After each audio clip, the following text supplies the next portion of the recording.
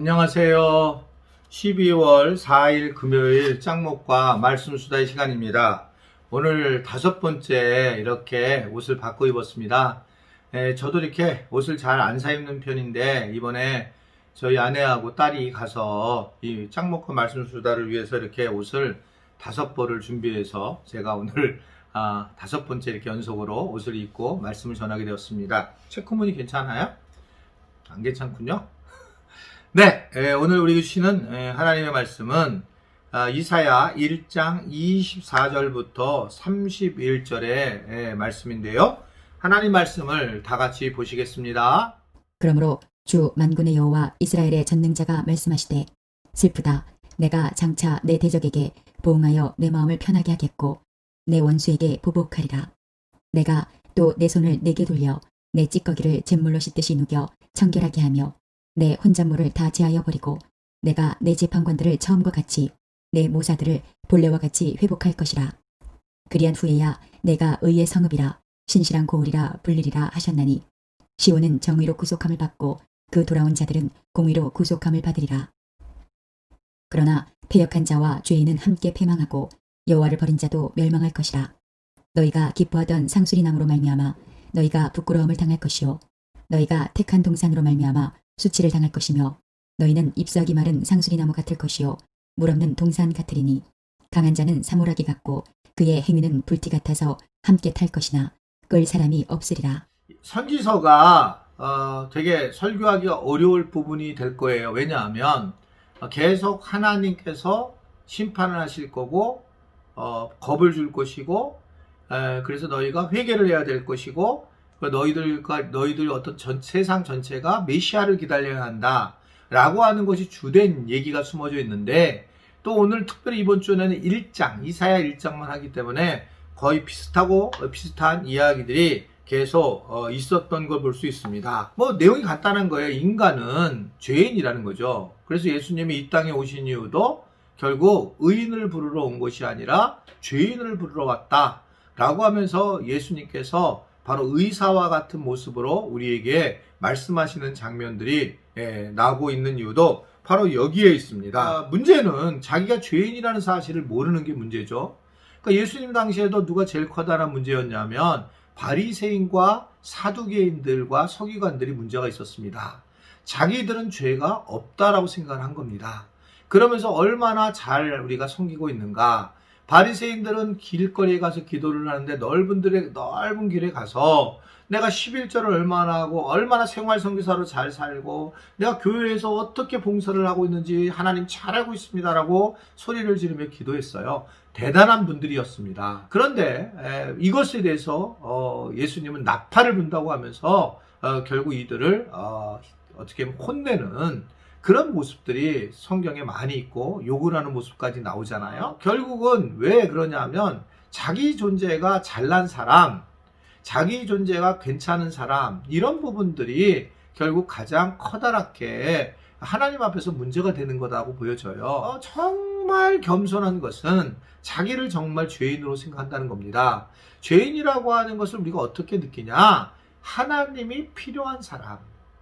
나는 정말 하나님이 필요한 사람입니다 라고 제가 고백한다면 저는 그 사람은 정말 죄인이라고 생각해요. 내가 무슨 죄를 지은 건 없잖아요. 그런데 자기의 영혼은 알거든요. 나는 복음이 정말 필요하다 라고 느끼는 사람에게는 그 사람은 진짜 겸손한 사람이고 죄인인 것을 고백하는 그런 사람이라고 볼 수가 있습니다.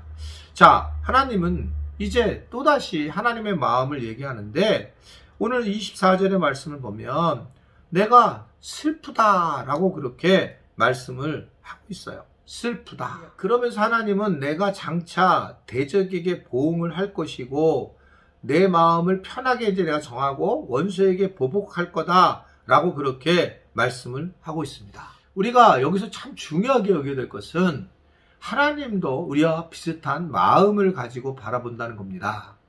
내가 기쁘면 하나님도 기쁜 거고 또 내 마음이 슬프면 하나님도 슬픈 그런 마음을 가질 수 있다는 거예요. 하나님은 다 아니까 나에 대해서 다 아니까 사실은 안 그럴까? 그렇지 않습니다. 하나님도 참으시고 인내하시다가 어떨 땐 슬프고 어떨 땐 기쁘다라고 하는 것을 이야기를 하고 있습니다. 근데 하나님은 공의가 있고 사랑이 있는 분이시잖아요. 그래서 이 공의와 사랑은 어떻게 보면 같은 겁니다. 공의가 있어야지만 사랑이 있어요. 내가 저스티스라고 하는 정확한 판단과 심판이 있어야지만 한쪽에서 사랑이라고 하는 부분이 이루어지게 되어 있잖아요. 그게 이제 하나님의 어떤 속성의 모습이거든요. 오늘 말씀도 바로 그런 모습으로 나오고 있는 걸 볼 수가 있습니다. 결국 하나님이 얼마나 공의로운 하나님이신가, 얼마나 무서운 하나님이신가, 25절, 26절의 말씀을 보면 바로 이런 모습들이 쭉 나오게 됩니다. 그러면서 26절의 목적은 회복이라는 거예요. 하나님은 이러한 부분을 겁을 주려고 하고 이 부분에 대해서 공격하려고 하는 것이 아니라 회복하게 하려고 하는 의의 성읍과 그리고 신실한 고을, 이것을 될 것이다. 예루살렘이 그렇게 될 것이다 라고 하는 것을 통해서 회복하고자 하는 그런 마음들을 우리에게 전해주고 있습니다. 그러면서 27절에 그러한 사람들이 구원을 받게 될 것이다 라고 하는 것을 이야기를 말씀을 하고 있는 걸 볼 수가 있어요. 그러나 하나님은 계속적으로 말씀하시는 것은 하나님을 우습게 보지 말라는 거예요. 하나님은 분명히 회개치 않으면 아주 상당히 수치를 너희들이 당하게 될 것이고, 그리고 너희 이 분노가 너희의 모든 삶을 불사르게 될 것이다 라고 하는 것을 이야기를 하고 있습니다. 어떤 분은 하나님에 대해서 너무 두려워서 신앙생활을 못하는 분도 계시고, 반면에 어떤 사람은 하나님을 정말 우습게 생각하는 거예요. 사랑이 많으시니까 내 뜻대로 할 것이다, 하게 할 것이다. 물론 하나님은 그렇게 일을 방해하시거나 그런 분이 아니라 우리에게 스스로 할 수 있도록 그렇게 마음대로 결정하도록 하시죠. 그걸 우리가 어떻게 할 수 있냐면 돌아온 탕자의 비유에서 알 수 있죠. 탕자를 못 나가게 하지 않습니다. 나가게 하면서 스스로 고난을 겪고 고생을 하면서 그리고 그것을 깨닫게 되고, 그러면서 이제 아버지한테 돌아오는 그 장면이 있잖아요. 그때 그 아버지의 마음을 보면 아버지는 사실은 그냥 나갈 때 얼마나 화가 났겠어요. 여러분, 이게 그냥 보낸 게 아니거든. 거기에 밑에 깔려있는 분노가 있을 거죠. 그래, 너 나가게 돼서 돌아오기만 하면 알아서 해라. 너 죽는다. 너 이제 나 받아들이지 않으면 내가 너 아들로 안 받을 거야. 아마 제가 볼 때는 그 배경이 있을 겁니다. 그런 얘기를 알 수 있는 거죠. 그가 그냥 나가게 되고 가서 돼지 쥐엄나무 열매를 먹고 고생을 하다가 돌아오는 거죠. 만약에 아버지가 무조건 받아준다고 생각을 하게 되면 그는 그 전에 돌아올 수도 있었을 거예요. 그런데 그가 아마 아버지하고 여러 가지 이야기를 하고 나왔을 것이고, 그러다 한참 지나가다 보니까 생각하는 거죠. 내가 아버지의 아들인데 내가 왜 이렇게 고생을 할까? 그냥 고개만 푹 숙이고 들어가면 될 텐데 라고 생각하면서 돌아오는 거죠. 그랬을 때 하나님은 그를 받아들이고 바로 잔치를 벌이면서 기뻐하는 모습을 보이더라 라고 하는 것을 얘기하고 있습니다. 그러나 이 앞에 굉장한 그 아버지에 대한 아주 심판과 그러한 어떤 두렵게 할 정도의 그 하나님의 어떤 공의가 있었다는 것을 오늘 말씀도 보게 되면 속성으로 하나님의 어떤 성품을 통해서 이해하고 알 수 있는 것을 볼 수가 있습니다. 우리는 하나님에 대해서 너무 사랑만 생각하고 있지만 우리가 하나님은 분명히 공의를 통해서 우리에게 공의를 알려주기를 원하시고, 그리고 우리를 회복하게 하시면서 사랑으로 우리를 감싸주려고 하시는 것이 하나님의 어떤 뜻이라는 것을 오늘 말씀을 통해서 볼 수가 있습니다.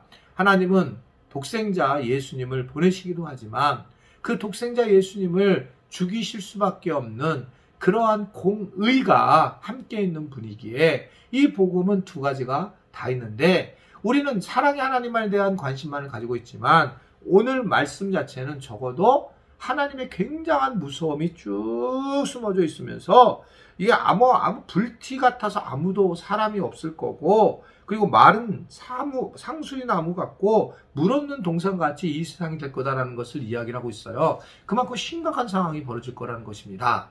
그랬을 때에 하나님이 이렇게 하시는 이유는 우리를 회복하기 위한 것이고, 또 우리에게 그래서 하나님의 은혜를 깨닫게 하기 위한 방편이라는 걸 알고 우리 모두가 이 말씀을 통해서 또 하나님의 속성을 잘 이해하면서 우리가 신앙생활을 잘하며 하나님의 사랑과 공의를 깨닫는 그런 귀한 지체들이 되기를 간절히 바랍니다. 기도하겠습니다. 하나님 아버지, 오늘도 말씀에 반응하게 하시고 하나님을 위해서 기도할 수 있는 은혜를 주시니 감사합니다.